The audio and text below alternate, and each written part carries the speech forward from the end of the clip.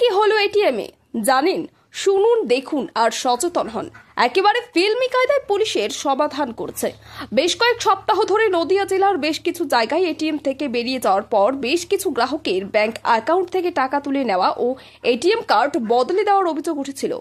12 জুলাই শনিবার সকালে এমন ঘটনার শিকার হন পলাশীপাড়া থানার বার্নিয়ার এক যুবক। তিনি সরাসরি চলে যায় পলাশীপাড়া থানায়। শুরু তদন্ত। পুলিশ জানতে পারে বয়স্ক ও মধ্যবয়সী যুবকদের টার্গেট করেছে এই কাজের জন্য। প্রথমে ছিনতাইকারীরা এটিএমে ঢোকে মেশিনে কিছু কারসাজি করেছে, এরপর বাইকে অপেক্ষা করেছে গ্রাহকদের জন্য।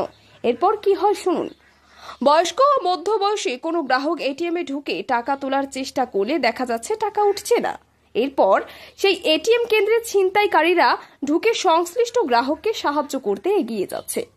তার কাছ থেকে এটিএম এর পিন জেনে টাকা তুলে দিচ্ছে। পাশাপাশি অভিযোগ, টাকা গ্রাহকের হাতে দেওয়ার পর কথার ছলে এটিএম কার্ড বদলে দিচ্ছে এবং পরে সেই এটিএম কার্ড থেকে গ্রাহকের ব্যাংক অ্যাকাউন্টে সব টাকা তুলে নিচ্ছে তারা। কি অবাক করা কাণ্ড, তাই না? তবে পুলিশ সতর্ক ছিল। শনিবার সব তথ্য জানার পর পলাশীপাড়া থানার পুলিশ প্রথমে বার্নিয়ার একটি এটিএম বেছে নেয়।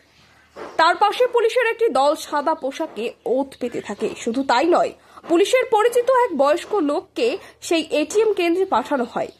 এর ঠিক পরেই হেলমেট পরে এক যুবক ওই কেন্দ্রের সামনে আসে। হেলমেট খুলে কেন্দ্রে ঢুকে ওই সাজানো গ্রাহকের সাথেও একই ঘটনা ঘটতে থাকে। তা বুঝতে পেরে সাদা পোশাকে থাকা পুলিশ কর্মীরা এটিএম ঘিরে ফেলে। অভিযুক্তকে গ্রেপ্তার করে। ধৃতের নাম হাসিদুল মণ্ডল, বাড়ি তার বাউর।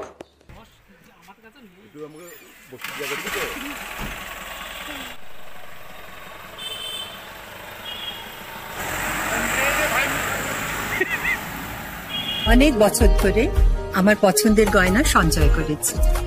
এবার দেব আমার প্রিয় মানুষ। মা, it's yours. Now it is yours.